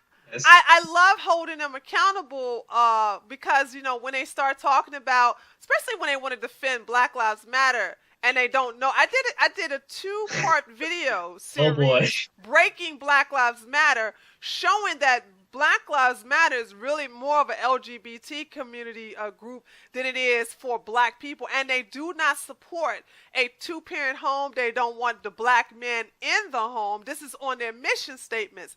It's a feminist movement, is what it is. It's very feminist. And then when I tell black men, you're getting yourselves killed and you're killing for Black Lives Matter, when Black Lives Matter don't even care about black men. Okay? And unless that black man goes from being a black man to a trans woman, or if you're gay. Other than that, if you are according to them, a cis, because that's what they use on their website. I'm aware, very aware of that. Cis black male, they have no use for you, but yet still they are defending, or they're so-called marching for the cis black males like Trayvon Martin and blah blah blah whatever, and Michael Brown and all these other didn't Jews. And so the thing about it is that my thing is that this is just a hoax. It's just a bunch of BS. Black Lives Matter don't even care about black lives, because I've never seen them protest about the Bloods killing the Crips. I've never seen them about, basically about how drugs dealers are selling all the drugs to other black people. So if you're not going to hold your own race accountable for the things they do, then black lives doesn't matter. Black lives only matter when it involves a white cop. That's all it is. But let it be a black person killing another black person. Let it be a black man abusing a black woman, or even a black woman abusing a black man. That happens a lot in the black community. A lot of people don't realize there's a lot of domestic violence going out there. And don't get me wrong, there's a lot of things done against black men. Don't get me wrong, because the three strikes you're out rule that was created by Clinton has incarcerated more black men. He has put more black men in jail than any other president. Okay, and Obama didn't even get rid of the three strikes out your rule, three strikes and you're out rule, to even lessen the black attendance, the black male attendance in the jail. 40% of black men are in jail. Okay, 40% of the black population of men are in jail. So it's like, so you got to blame disproportionate to the population of the U.S. Yeah. Yeah. So then you have to look at the fact that here we have single black mothers who teaching their bastard sons who don't even know their own father. And I'm not calling them bastard to be No, I know, but they don't have a daddy. They don't know who their daddy is, okay? And so therefore they have to find a father figure in the pimp down the street, or the drug dealer across the way, or one of the gangbangers down the road. That's where they get their mentorship from, instead of giving it from prominent black men who are making a difference in the community. These women don't even want to deal with these men unless they want to get some money from them. And it's such oh God, from coming from that environment, I can tell you stories on top of stories on top of stories. And this is the reason why I said, if I, as a person who came from that community, and also being a police officer on the other side, trying to help the community, because I wanted to say this. People can talk about police officers all you want to, but I know with all my heart and soul, because I've seen these people, especially the white ones, they really want to help blacks. It's just that after getting stabbed and shot at and beat up and attacked, and then you hate it, except when they need you, you start to get jaded after a while. It doesn't mean you don't care. It just means that after a while, you're just like, listen, these people going to hate me no matter what. So let me just do my job until it's time for me to retire. There was a particular video that led to my red pill moment about police stuff, in that this was about maybe a little over a year ago, but it's relevant, and I thought it was worth mentioning, because this is where my mind, because again, when I got red pilled and started moving away from the progressive left, it wasn't one emotion. It's like a bunch of things that revealed themselves, and I'm like, okay, that don't make sense.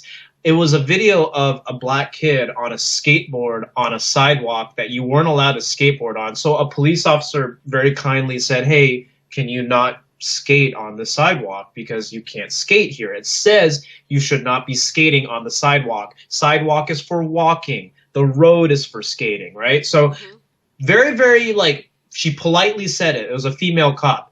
And then the kid obviously just kept doing it. It was like, I'm not going to listen to this cop. And then she obviously, escalates and goes up to him and says, hey, get off your skateboard. You cannot skate here.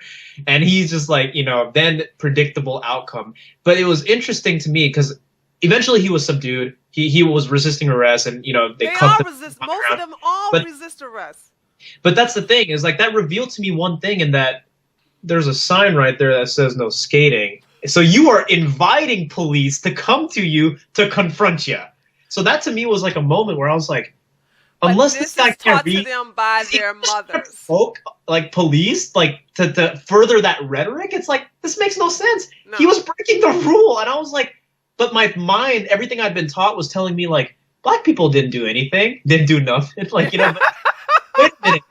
He was asked to not be on his skateboard because you don't skate on a sidewalk. It's unsafe. There's a reason for that. And then he just kept going, no, you don't tell me what to do. You don't tell me what to do. And it's like, because my mama told me not to listen to you. My mama said I don't have to listen to no police. This is what I'm saying. So that was a moment for me where I was like, maybe cops arrest you and cuff you for a reason. Like, we do. don't get me wrong. Uh, We I have don't know. a Sounds few safe. bad apples. We have a few bad apples every now and then, but for the most part, for the overwhelmingly most part, uh, blacks are cops are good and they do the right thing. I Mhm. have I I believe that. I have seen, so if you ever see a police officer and an altercation, it's always the black person just resisting I love arrest or how just the politically incorrect you are. yeah, it's I'm very politically incorrect. I don't care. Like, look, I got to the point in my life where I'm like, look, I'm 6'3". I have Damn. a long list of martial arts. I have an arsenal in my home. Ain't nobody gonna stop me from saying what I gotta say. So it's like I even like when I get to Texas, I'll be interviewing people. I think I'll probably even be worse in person because when you see me physically standing in front of you saying what I gotta say, you're not gonna bite back because how you gonna shut me up? I would love to face some Antifa members. I need some target practice. Give me, I'm not playing that game Yeah. with you. No, the Bay Area is Antifa Central. You should have seen the riots at Berkeley. I Like, heard, and here's the thing. What's unfortunate? First, by the way, no offense, but I hate California. I've been there twice. I hated it both times. it's Such okay. fake No people harm out done. there. People were only my friends to see if I was a stunt woman or I was a celebrity of some sort or a or somebody that's a athlete, a famous athlete in sports. When they realized I was just a regular person, they gave me the cold shoulder immediately. I was like, these old fickle fake people out here in California. I hate this place. I don't want to go. I can't stand it. But the thing about California, which we don't have to deal with down here in the South, is that you all, your government, your governors and your mayors tell the police officers to stand down, and they don't enforce the. But I don't think California has a no mask law. Down here in Georgia, we have a no mask law, and when we had a Nazi rally, Antifa came down here and Man, they got their ass whipped by the police because they wouldn't take off their mask. And it's the law down here. You can't wear your mask. And I think that was an excellent law. So we don't have an Antifa problem. And as a hardcore right-winger, I stay out of areas where the laws are against me. So I cannot over there conceal carry because, I can't do it over there. And basically, I love my guns and I love to have it as a woman to protect myself. So if I can't, I stay in areas where the law is on my side. Unfortunately, oh my God. And by the way, I call Governor Brown Governor Doo-Doo Brown. And Governor Doo-Doo Brown has enacted some crazy laws over there. The most recent one he has passed and signed was the no cash bond or no cash bail for I'm not familiar felons. with it. What is it? Oh God! If you get arrested for a felony, you can just show up for an arraignment and go ahead and sign and tell the judge that you'll show up, and you don't have to offer a cash bond. Meaning that you don't go to jail until you can come up with the cash to get out of jail. Because see, with the bondsman, you Whoa. pay 10% and the bondsman pays 90%, and the bondsman guarantees the judge that he will make sure you show up for jail. Well, they cut all of that out. And so therefore, if you are in jail for murder, rape, Hmm. whatever felony, you just say, all right, judge. He's like, okay, you've been charged with second-degree murder. We're gonna have an arraignment. We're gonna give you a lawyer. Do you need a lawyer? Blah blah blah. And they're like, okay, well, I'm gonna release you on your own signature. Instead of saying bond is at $50,000 or $100,000, there is no bond. You can just go home or willy nilly. So the governor at your state has I didn't know that. also, did you know that Governor Doo-Doo Brown said that people with HIV can donate blood? I heard about that. Yeah. I didn't know. I was I don't. like, I would never want to live. Oh, ew! Ooh. I would never want to live in California. I would never want. You guys are. Mm-mm.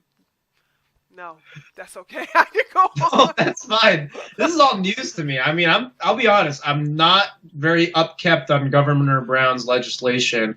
I'm Oh a little bit man, ignorant to he some of has. I know all of his nonsense that all the nonsense laws he has signed over there in California, because a lot of people have invited me out there for speaking engagements. I have been invited out there for a conference, and I it. tell them in California, no, no, and they like, I said, you ain't got that type of money.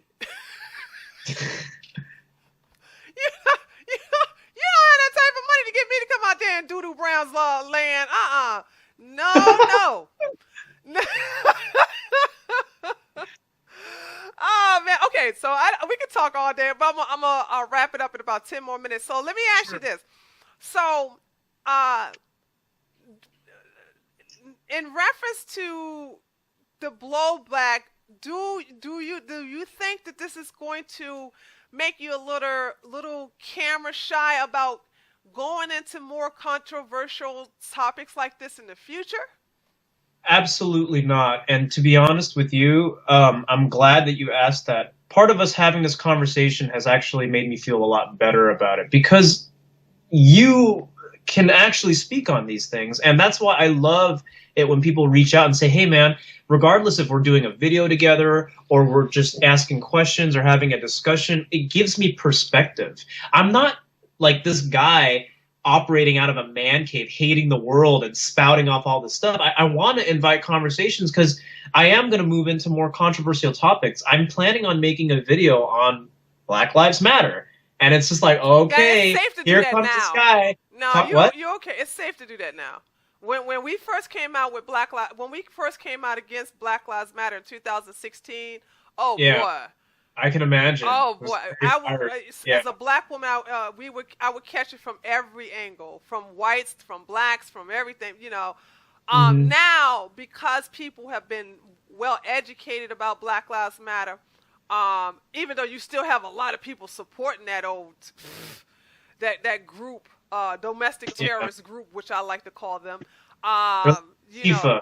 yeah, So I made a controversial video comparing Antifa to the KKK, which did well. Like a lot of people agreed with me because they are a modern day weapon of the Democratic Party. absolutely, Yeah, absolutely. the KKK were always the party of I the. think people hate more Antifa than people realize. Okay, Yeah. I know black people in particular hate the cowardice of hiding behind the mask.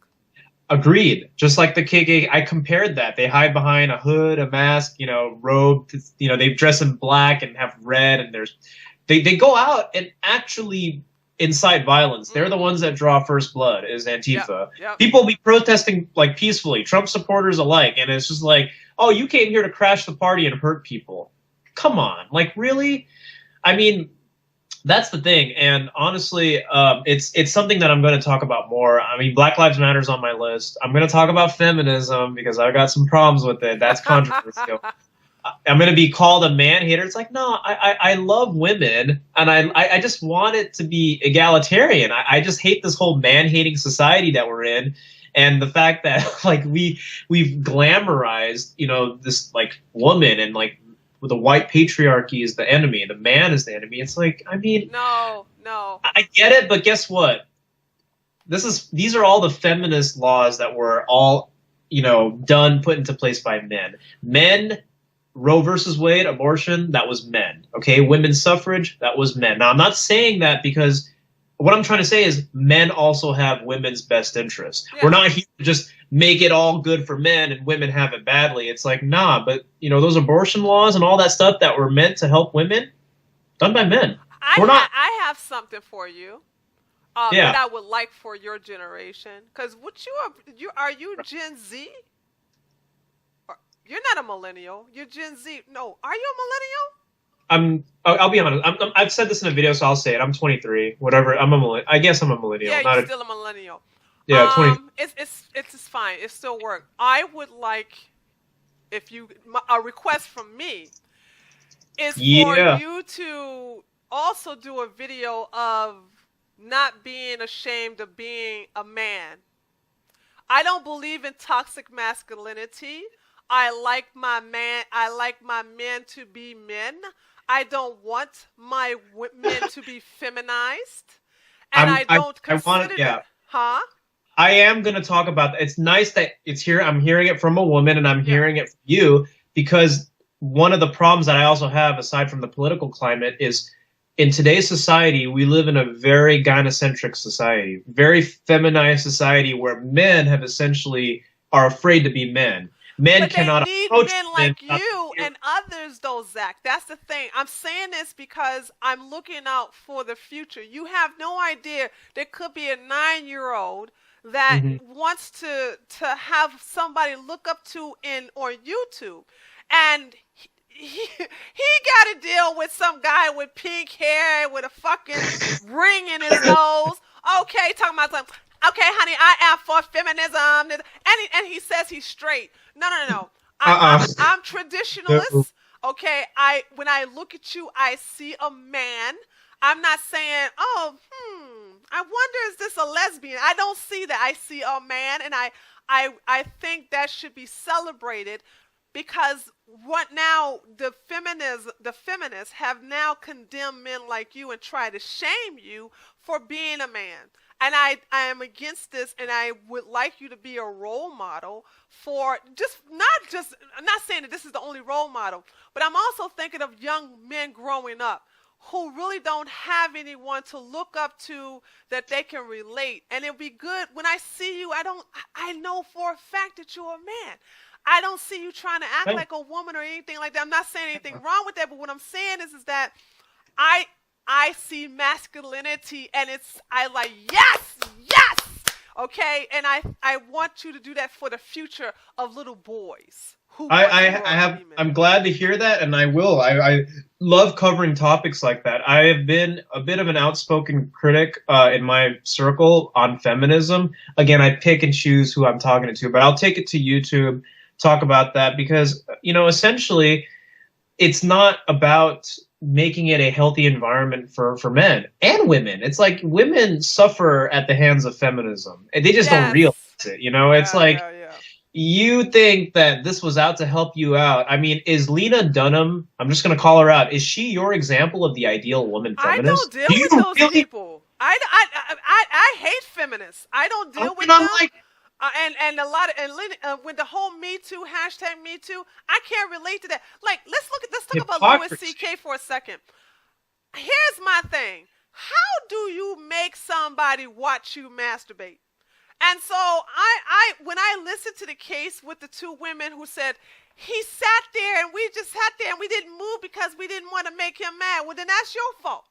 Because the Hmm. door was right there and you could have left out, but now you're hashtag me too. If you are a victim of rape, if you are a victim of sexual assault, there are these people called the police. Okay? You Right. go to the police not a year from now, not 2 years from now, not 10 years from now. You go to them right then and there and you report your crime.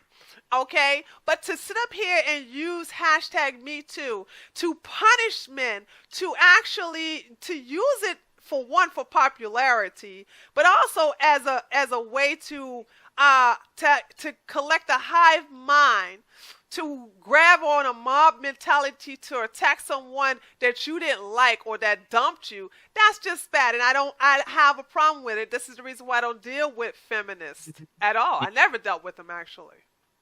And it's funny because, believe it or not, the majority of women out there are not feminists. Yeah. They kind of will just go with it because it's mainstream, it's hip to be a feminist, but all their actions say otherwise. Really. It's like you want all this, but then you want a man at the end of the day. You want to get married to a man. You want a man. How can you have healthy, strong men if you're demonizing them all the time? No wonder they don't want to approach you. That's why I No. tell people, I'm like, hey, no, I'm serious. There are some women that I come across, and I love women, but there are some women that I come across, and they're just like, well, I'm going to make a list of demands. I want all this from men, and he's got to be this, this, this. It's like, how do you expect them to be a man? You want an assertive man, yet you want him to adhere to your every command? That makes no sense. It's the They'll antithesis. grow up with 7 cats and they'll with pink hair and a big I'm old moo just moo like, like Hillary Clinton wore in Australia. Okay. The thing about it is that let them grow old and alone. When you meet a woman, you have to understand. And I tell this to women: what the hell are you bringing to the relationship? It's not about what the man is bringing to the relationship. What are you bringing? You got these bullet points that he has to come that comes with him, the qualification. But what the hell do you have to bring? And they go in a blank. And I would like men to say, I need a woman to have this, this, this, this, this, this. Okay, because after a while, a big booty and a smile is only going to get you but so far. it lasts about 10 years and then it's gone. I'm just serious with you. It lasts 10 years and then it's gone. I mean, so actually, last thing I want to say is I was reading a book a couple of years ago called The Defining Decade by Meg Jay, a PhD, and she has a wonderful TED Talk about this on YouTube. This is interesting because it's more mainstream. Yet the book is almost kind of red pill because she talks about the window of time in which women are the most fertile, which is 16 to 25, 28, right? Mm-hmm. That's just biology here. But with feminism, what we've done is we've made it sort of a extension of like a woman who wants to go do other things. And hey, it's your choice. You do whatever you want. But it's this idea of that, like, you can have it all, but you cannot disagree with biology. Unfortunately, that's just the real deal. They like, can't have it you are all. at your most fertile when you are young. Yeah. And this whole aspect of like, well, I'm going to be all that and look beautiful when I'm 30. It's like women kind of hit the, honestly, they do. They hit a wall at a certain point. But the thing is, it's directly correlated to fertility. The reason why you look that way when you're younger is because biology stipulates man and woman. It's like you're attracted to that because you're at your most fertile. Right. That's when you have the best chance of having kids. You could pump out 10 kids. None of them would have problems. No miscarriages, none of that, you know? And that's not to say if women want to have kids in their 30s, you're more welcome to it, but you can't disagree with biology. It's going to be more difficult. And if you choose your career over children, you know, say that's you have to deal with that choice. You have to understand. Yeah, that's a choice, and that's okay. If women say, "Hey, I don't want to have kids," more power to you. Do your thing. But there's these women out there that are just like, "Well, I want kids, and I want this, and I want that, and my man has to have this, and my man has to look like this, and he has to have a good job." And it's like, this entitlement is ridiculous. You just move. You're like, oh, you're not the one for me, and you move on. And they're the ones that chase you the hardest, though. I would confide something. These I know people this hate rejection. There are hilarious video. I mean, gosh, I'm saying this on YouTube, but whatever. There's a hilarious video of this girl with outrageous dating standards. It's like, guys are not complicated. We're so simple. You guys are really simple. We're so simple. We're like, men are like kind of just like, they're whatever, you know? Yeah. And this, like, she has like these demands, like that she puts, it's like requirements and everything. And it's like she's in the middle of a circle of like potential bachelor, potential mates. And then like they slowly trickle away when they realize they don't meet the requirements. And we're talking like it started off with like 30 something dudes. And then there's like none left at the end because of just all these lists of demands. It's like, who is this ideal man you're looking for? Like, it doesn't exist because, you know, these type of women, first of all, that's a warning sign that you're dealing with a woman with a lot of baggage. So when you have someone with this long list, she's trying to find you to fix her problems. When you have, he got to have this, he got to have this, he got to have this. Well, this is a woman with a lot of baggage who's looking for somebody to be her fixer-upper. And when she's done with you, she'll move on to someone else. You know how I said this in another interview, actually, with Truth or Talk. She talked to me. I don't know if you're familiar with her. Absolutely, that's my girl. Love her. Yeah, I love her. She's great. She's so great. And I said something like, usually when I meet women and I want to date them seriously, the first question I'll usually ask is, "What's your relationship like with your father?" Very or good. It's just like that. Actually, believe it or not, is a good thing because it kind of throws everything else away. It's like, if you have this amazing relationship, as you described with your father, it's like, I mean, I'm not discrediting women who have bad relationships with their parents, but it's like, it's going to be all right. Like, I don't have to meet all these unrealistic demands because you know that you only are going to value these things in men, and those are things that I carry, right? I'm not here because you're not dating me because I drive a sports car or whatever. And that's a really really great way. It's like most of the time it's like, what are they going to say? Are they going to say, oh, I hate my father, I would never speak to him? It's like, okay, that's some But trust isn't issue. a lot of women on your side over there in Cali a lot of very materialistic? Oh, you poor thing. Well, I can't speak for every woman out there, but there are some great women, and there's some women that are also not so great. That's just the What are deal. the But odds, though? it's actually, believe it or not, more evenly spread than you would think. Is And that it I say really? that with my optimism because it depends on where you look. Are you at a club, or are you at, like, I don't know, are you volunteering at, you know what I mean? It's like, where are you looking? If you're looking in the right places, they're everywhere. There's good people everywhere. I stand by my I optimism. didn't say it was good people. I said, what are your chances of meeting materialistic women in Cali? Hmm. Fairly, yeah, I'd say they're pretty out there. I Oh, mean, yeah. I've seen well, it them. depends on the age too. Like, I mean, it's like in college, like I don't know, it's one thing, and I can't speak for all, and I think it's materialistic is a common denominator among a lot of women that I've dated. It's just that some people are more forward about it than others. It's like you're with the man because it's resources. It's like It's that's a, right. talking about culture. That is a culture I hated out there in California. Was the whole, oh, look at my Gucci, look at my Louis, look at my Fendi. Oh my All God. that. You have oh Hey, my God. I just gotta get myself a sports car, and they will all flock Oh, by. absolutely. Absolutely. Just rent a Lamborghini And for get a a day. fake Watch Rolex. them flock. Get a fake I say that Rolex, for get them fun, of nice, course. a custom made suit, and they'll be dripping off of you, Zach. No, I'm actually in this point of my life right now where I'm just working on myself. I kind of left it alone for a while. Not because this is a personal choice. I try to save money. Like, women are expensive. I don't know if I can say Because that you're on here. in Cali. Like, dating is I'm not. expensive. Listen. I'm not I ain't trying to got get money you for out of that. California. What I'm just saying is, I like this. I look. I'm trying to act like I'm your sister or something.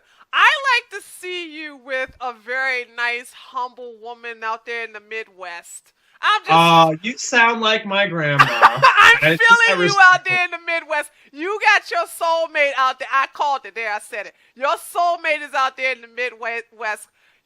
Look. You do what you got to do in Cali, and then when you feel something calling you out there in the Midwest, just go seek her. She's there waiting for you. Wow. If only things were that romantic. I don't know, but I will keep my options open. I will just continue doing my thing, and I don't know, whatever happens, happens. Yeah, but I can agree. I am going to touch on some of those more social aspects like feminism, and I talked about like wage gap already and stuff like that, like aspects of it, but like. I talked about Me Too a little bit too because Asia Argento, Oh, we that all. heifer. It's just like what? She's a pedo. I'm I like, I don't care what people say. Look, he was underage. How do you pretend to be somebody's mother on a show? I know Ew! Ew! and that's the Oh! thing is we defend people like that. It should be equal. Like that can't slide. Most people Oh! have this like thought of like, oh well, it's a guy, so he No, probably admitted it. no, It's like no. no. In the black community, pedophilia with women are celebrated too. You have a lot of black women having sex with 12, 11, and 13-year-old, so-called breaking them into manhood. And then these black men grow up and say, "Man, I'm used to hoes. I'm used to being around women because my first mentor, she took me off the Virgin Island at the age of 12." I was like, "You were molested and raped by a pedo," and they're like, "Nah, it ain't like that. It ain't like that. It was consensual." And Oh I'm like, "You're in man. denial. You're in denial. She's a pedo." and you were 11, 12. I don't care how old you were a juvenile, you were a minor. And this grown ass woman in her early 30s or her late 20s had sex with you. You think that's normal, but that's normal in the black community because it's considered to bring in a man a rites of passage. That's the word. They want to consider that a rites of passage of bringing a young boy into manhood. And they don't look at it as pedophilia, except if it's a man. If it was a man having sex with an 11-year-old girl or 12-year-old girl, then it's different. You know what I'm saying? Then he's a pedo, but not if it's a black woman. Another thing about Asian parents, they don't tell us about sex. Like, or at least very seldom. Really? I didn't know that. So you could argue that that's either a bad thing or a good thing. Like, number one, we're probably more awkward about it, which is probably given.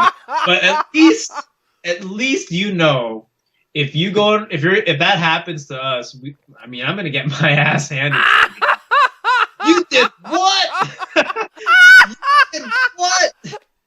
Get out of my house. No. But I can see that. That's another thing about Asian parents. It's like they flat out tell you, like, you don't learn about contraceptives. You don't learn about sex. You don't learn about any of that stuff. You find out from your friends. Wow, I did not know that. I did not know that. That's very interesting to know. Wow. Oh my God. You know what? Asian parents about sex. You just can't. And I wish we could, but you can't. It's like, I don't know why, but... Well, that explains all those sex dolls are going crazy over there in China and Japan. But yeah. It's like it's repressed, you know? We don't have... Okay, that's a flaw, I would say, in Asian parenting. Yeah, that's a flaw. That's definitely a flaw. Dialogue about sex. Like, sex equals bad. Sex equals kids, which is bad. Like right now, it's just like, that's not healthy. You should explain the risk, because you should talk about, infections. Yeah. Talk about being, somewhat decent. Like, that's my take. Like, my dad, I think, talked to me about sex for all of about 5 minutes, and then like, that was it. Like, I had to find out from. Anywho, it's just one of those things that you just don't learn about. You have to read about it. Your parents don't tell you about it. Well, I have a funny feeling when you have a son, that would not be the case with you. Yeah, it wouldn't, because it's just like it's not helpful. Like, why? No. What's talking about it? Like, we have to talk about it. That sound like a cultural thing, but here you're very westernized, so. That's that. Yeah, I mean, it's also because I grew up in a Christian household, so sex was like... Oh, that plays a part too. Yeah, it's not that they didn't want to talk about it, because, but it's just like sex in Christian households, unfortunately, I still feel like, okay, if you want to be traditional and you want to abstain until marriage, that's on you, but at least talk about it. Educate, so you don't have all these like repressed people, and then they go to college, they go all crazy. And I know, boy, do they go crazy. I've seen several of them. Yeah, so it's just like, that wasn't helpful. No, no. That didn't do anything for anything. But those individuals learn the mistake, and then they make sure they don't pass it on to their kids, and that's the beautiful thing about it. So, gosh, Zach, we're gonna have to cut this. See, you and I. We've talked for 2 hours. Wow. I know. I'm like, oh my God, we have been talking and talking and talking. And see, because me and you can vibe on a lot of things. So therefore, I can see we go on. So I'll have you come back on again in the future. I would love to speak with you again. This was a lot of fun. Absolutely. So listen, tell everybody I'm going to have it underneath your picture, underneath your webcam anyway. But I want you to verbally, just in case somebody is playing games, because a lot of people like these videos because they can play games while they're listening to them. Yeah, so go ahead and give out your social media sources. Just Zach Hing. YouTube, Zach Hing. I'm on Twitter, which is also Zach Hing. And then Instagram is Zach, and then The Hing, because Zach Hing was already taken, unfortunately. There's some other guy out there using my name. But that's it. And I'll have this I'll also have this in the description box also. Yeah, I make videos pretty regularly. Right now it's looking like daily. That could change in the near future, but so far so good. Daily basis, daily content, stuff like this, political climate, social issues, maybe some lifestyle stuff here and there. I'll change it up a bit. Yeah. then. Well, folks, Zach, hold on a second for me. So, guys, listen, I want you all to go to the description box below. Check out the video I've also highlighted that he did that drew me to him first and then his channel. Subscribe to him. Make sure you subscribe. And also check out all of his social media, Instagram, Twitter. Subscribe to his YouTube channel. Just follow him. So basically, just keep it up. It give him some encouragement out there in California, dealing with those folks. Do my best. Yeah. So with that being said, then this is Zach. Zach, thank you so much for coming to the treehouse and one-on-one with me. And I look forward to having you come again. Of course. I would love to continue our dialogue. Awesome. You guys all take care. Have a good night. All right. Later, taters.